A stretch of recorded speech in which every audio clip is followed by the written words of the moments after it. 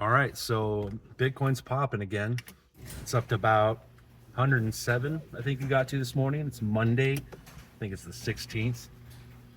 So interesting to see the Bitcoin dominance for the last couple weeks has been going down, which is kind of signaling it could be the start of altcoin season, but that's not what's happening in real life. So Bitcoin is skyrocketing, but all the alts are either down or flat overall. So it could have been a little bit of a fake out. We'll see. Time will tell. Man, there's some coins that are really popping off though, like Fartcoin is a really popular one. Again, that seems to be something that's getting a lot of attention. So as far as meme coins are concerned, you know, that one's getting a lot of mainstream attention. Again, a coin that has no value, no utility. It's garbage, but it's a meme. That's what memes are. I think that thing's up like 100% in the last couple of weeks alone.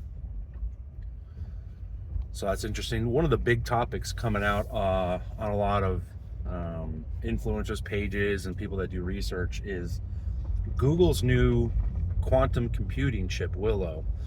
There's a lot of fears and FUD around that kind of stuff, but I mean, a lot of it's valid. You know, it's stuff you got to start paying attention to. There are some really good points that some people are making that, let's say quantum computing, you get more than just one qubit, it actually gets to be to a point where it can start breaking certain types of cryptography algorithms. Like for Bitcoin, SHA-256 is a big one. There's also the other part of Bitcoin where it's about the digital signatures and kind of spoofing those, which is a little bit lower of a bar to try to break.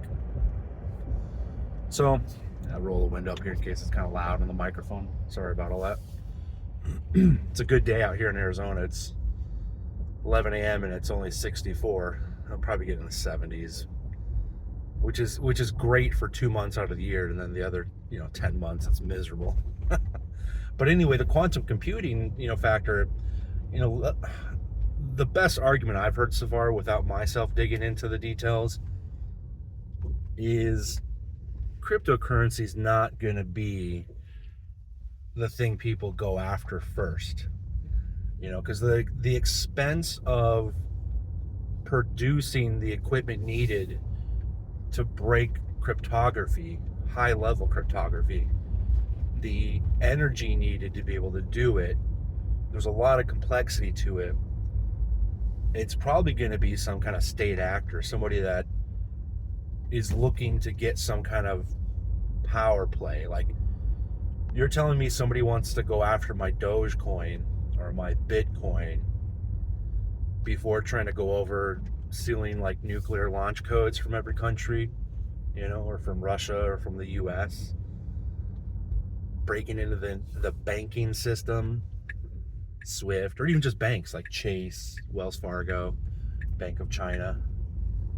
There's a lot of things that I think people would be going after or targeting before they try to go to a relatively small market. Yeah, Bitcoin's like 2 trillion.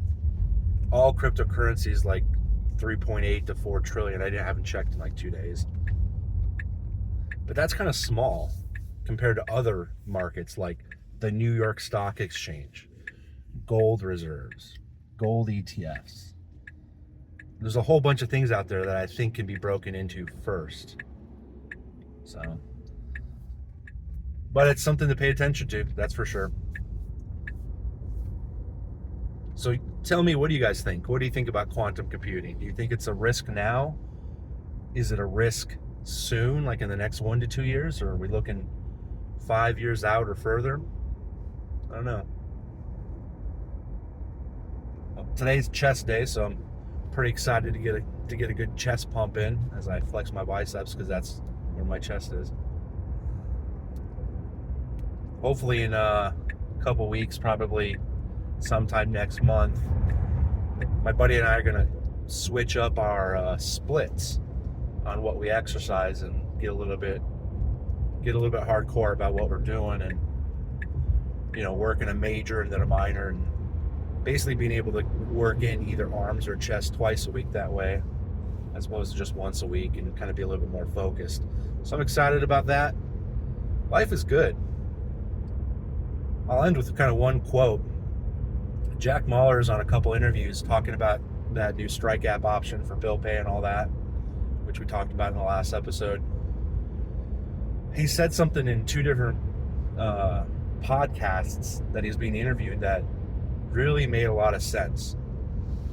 For years I've had people tell me, oh, I'd get into Bitcoin, but I'm too late. It's too expensive now. And we know the too expensive thing is not realistic, because Bitcoin, each single Bitcoin is divisible up to 8 decimal points, right? You don't have to buy one full coin. You can buy a tenth of a coin, a hundredth of a coin. And if it doubles, it doesn't matter what the single price is of a full coin, your value doubles, right? So that's been a kind of a messaging from people that haven't really not only not done research on Bitcoin, but don't understand investing in general. But the I'm getting in late is definitely something that's been a hot topic, a common thing I've heard from friends, over the last couple of years. Even back when it was, coming back up to like 25,000, they're like, oh, I'm too late. So Jack says, that's a problem with your ego. Bitcoin is an ego test.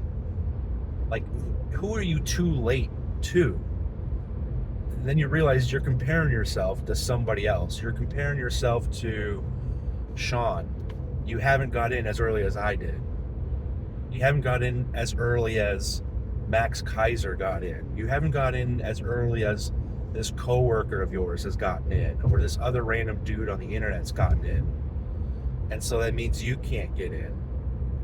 And that's it's a failure of ego.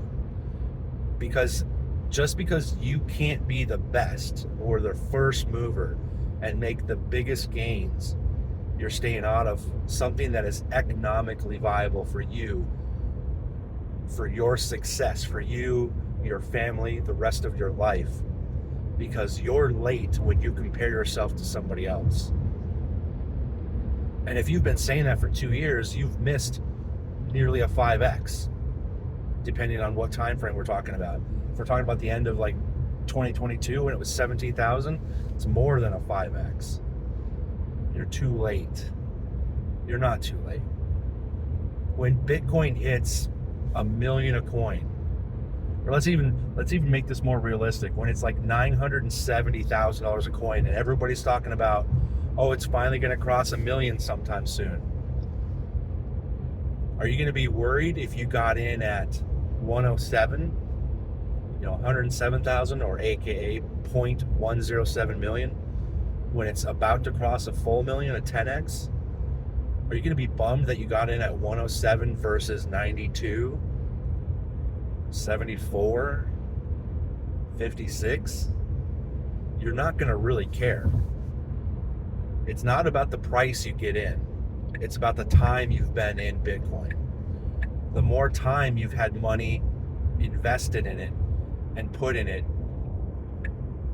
where you just let it sit and gain value over time through all the volatility, all the ups and downs, that's how you win. So don't ever think that you're late, because you are absolutely not late. The way Jack explains it is just brilliant. All right, well, I'm about to get an early lunch, get some energy for the gym, and start off the week. Hope you're all having a good week. See you guys tomorrow.